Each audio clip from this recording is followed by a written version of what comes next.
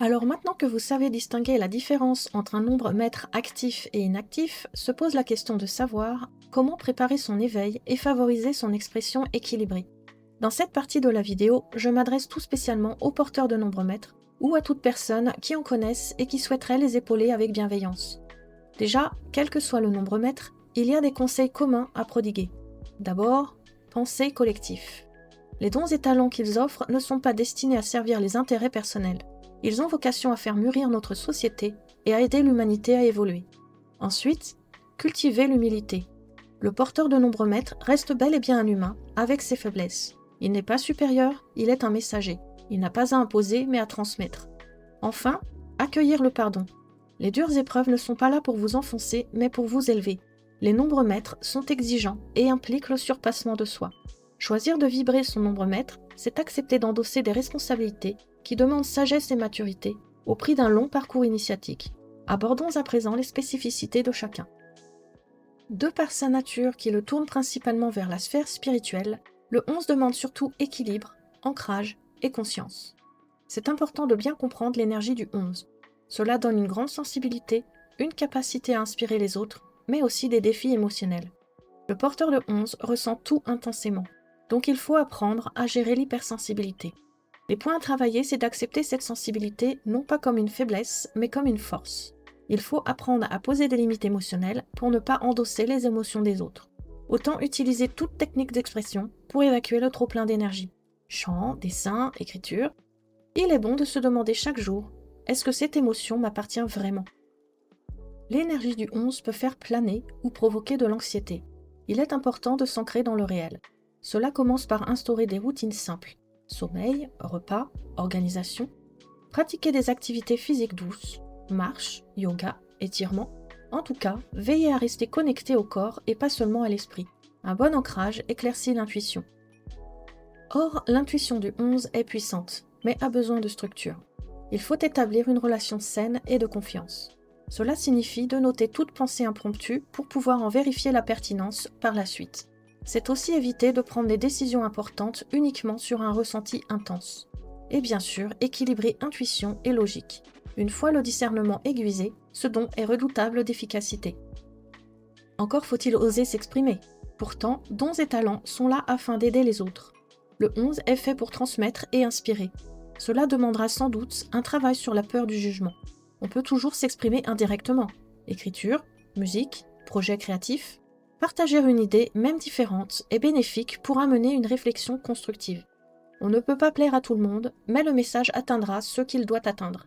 Le porteur de 11 ne choisit pas toujours ce qu'il canalise, mais il peut décider de ce qu'il transmet et comment il le fait.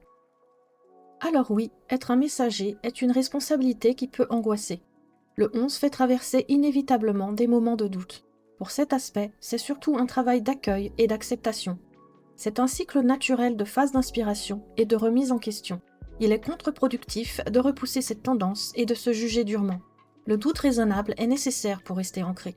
Basculer tout simplement sur un 2 apaisé permet de recharger tranquillement ses batteries. Car je ne le dirai jamais assez, on ne vibre pas H24 sur l'énergie d'un nombre mètre. Le 11 a besoin de vacances aussi. Il est essentiel d'apprendre à ne pas se sacrifier. Aider ne veut pas dire s'oublier. Il n'y a rien de déplacé à dire non quand c'est nécessaire. Nos énergies sont précieuses, on se doit de les protéger. Il ne s'agit pas non plus d'instaurer un rejet permanent, mais de faire une pause salvatrice. Et à vrai dire, la durée de la pause ne dépendra pas uniquement du seul libre arbitre. S'il s'agit véritablement d'une mission d'âme, cette dernière saura se manifester quand le temps sera venu. Alors autant se laisser porter par le courant et transformer l'anxiété en objectif souhaité par l'élan du cœur. Cela peut se déterminer en se posant la question « Comment puis-je utiliser ce que je ressens pour créer quelque chose d'utile ou de beau ?» La phrase clé d'un 11 assumé, c'est « Je capte sans me perdre, je transmets sans m'imposer ». Le 22 est l'un des nombres les plus puissants, mais aussi l'un des plus exigeants. Il demande de transformer une grande vision en quelque chose de concret et utile au monde. L'énergie du 22 relie le rêve à la réalité. Elle octroie un talent pour manifester la pensée dans la matière.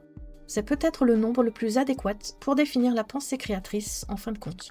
Justement, il se trouve que le 22 ressent souvent qu'il a une haute mission à accomplir. Cependant, il est nécessaire d'apprendre à voir grand sans se mettre la pression. Un projet n'a pas besoin d'être immense tout de suite, dès sa création. Il est même préférable d'avancer pas à pas pour l'affiner et l'améliorer progressivement. Par conséquent, il est tout à fait approprié de commencer avec simplicité. Même si cela doit prendre du temps, construire lentement n'est pas échouer. C'est même plutôt s'assurer que les fondations sont solides. Or, le porteur de 22 a besoin de structure pour réussir. Cela lui demande de développer de la discipline sans rigidité. Il est utile de mettre en place des objectifs clairs et réalistes. C'est important de créer des routines qui viennent soutenir l'énergie du 22. Et surtout, il est capital d'éviter le perfectionnisme excessif. La constance est plus importante que la perfection. Peut-être que certaines tâches peuvent être déléguées. Le 22 ne réussit pas seul. Il lui faut travailler avec les autres. Il n'est pas nécessaire de chercher à tout gérer. Demander de l'aide n'est pas être faible. Il est par contre important de savoir s'entourer de personnes fiables et complémentaires. Mais toujours, le vrai pouvoir du 22 se manifeste sur un plan collectif. Le porteur de 22 doit se demander à quoi cela sert-il concrètement ? Il lui faut ancrer sa vision dans le concret. C'est d'abord transformer les idées en plans. C'est aussi questionner l'utilité réelle de ce qui va être construit. Enfin, il s'agira de mesurer l'avancée du projet dans le monde réel. Être minutieux, c'est une chose, mais il ne s'agit pas de s'essouffler à la tâche.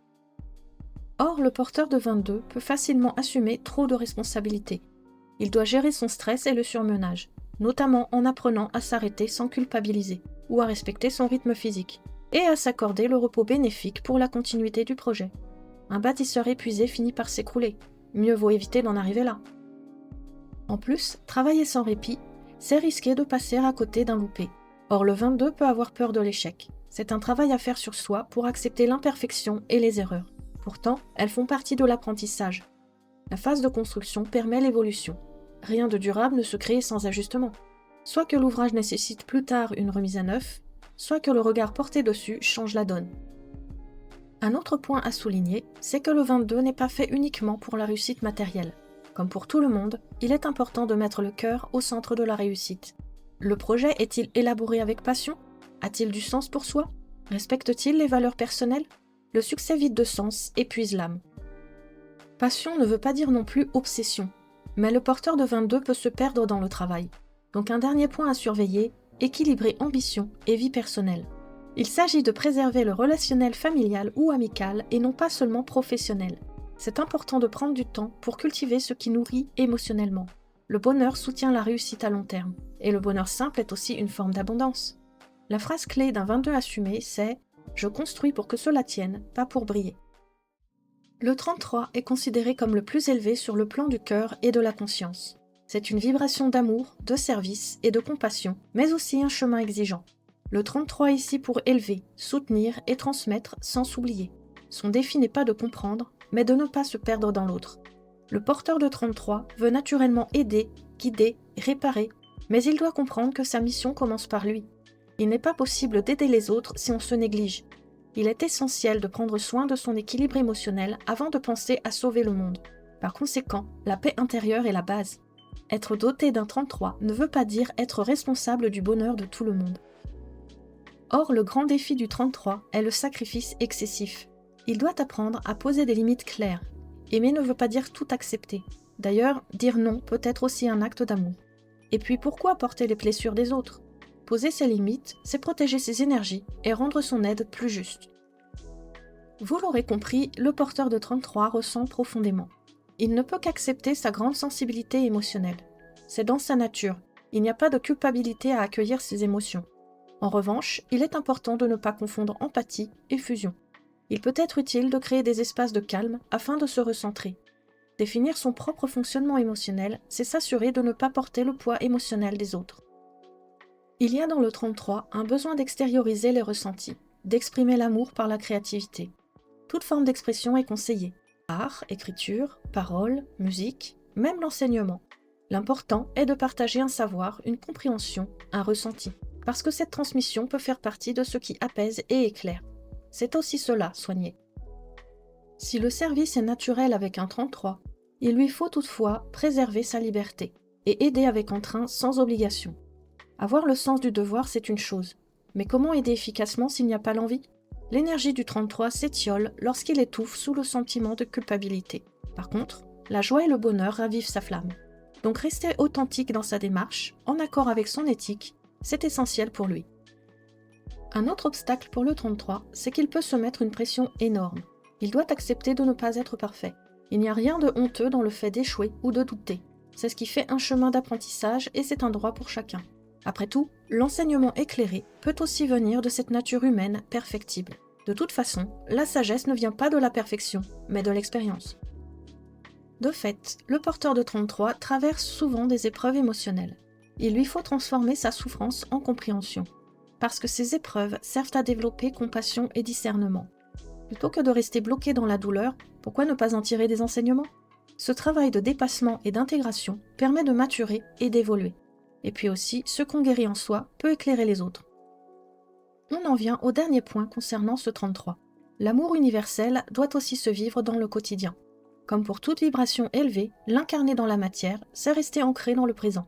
C'est apprécier les petits gestes simples, c'est prendre soin de sa vie concrète. Et oui, le spirituel passe aussi par le quotidien. La phrase clé d'un 33 assumé, c'est « J'aide sans me perdre, j'aime sans me sacrifier ». Nous arrivons à la fin de cette vidéo sur les nombres maîtres et ce que cela implique d'emporter en soi. Avez-vous appris des choses ? Êtes-vous de ceux qui pensaient que c'était génial d'en avoir ? Et maintenant, qu'en pensez-vous ? Il peut bien sûr y avoir des nuances dans la manière dont ils vont s'exprimer du fait des autres nombres qu'ils côtoient. Parce que, pour rappel, un thème numérologique complet, c'est une véritable symphonie personnalisée. Chaque facette abrite un nombre, une vibration, qui interagit avec l'ensemble. Traiter de ce sujet me tenait à cœur parce que je suis moi-même porteuse du 11 et du 22 à des emplacements clés de mon thème.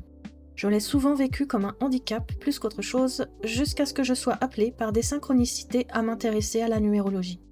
Cela a été pour moi une vraie révélation sur qui je suis en profondeur, et j'ai pu enfin comprendre pourquoi j'avais traversé certaines situations très difficiles, et même douloureuses, on peut le dire. Grâce à la connaissance de tous mes nombres que m'a apporté la numérologie, j'ai pu faire un vrai travail introspectif sur moi et dépasser tout cela de manière constructive. Aujourd'hui, je veux faire bénéficier à d'autres ce que j'ai pu découvrir par cet outil formidable. Alors que vous soyez porteur de nombres maîtres ou pas, si vous recherchez de l'aide pour vous accompagner dans votre développement personnel ou votre éveil spirituel, n'hésitez pas à me commander un thème sur mon site sigeometria.fr. Merci infiniment d'avoir regardé cette vidéo jusqu'au bout. J'espère qu'elle vous aura ouvert de nouvelles perspectives. Si le sujet vous a plu, n'hésitez pas à laisser un petit pouce en l'air, ça aide énormément la chaîne. Et si ce n'est pas déjà fait, abonnez-vous et activez la cloche pour ne manquer aucune de mes prochaines explorations. Prenez bien soin de vous et je vous dis à très bientôt pour une nouvelle vidéo.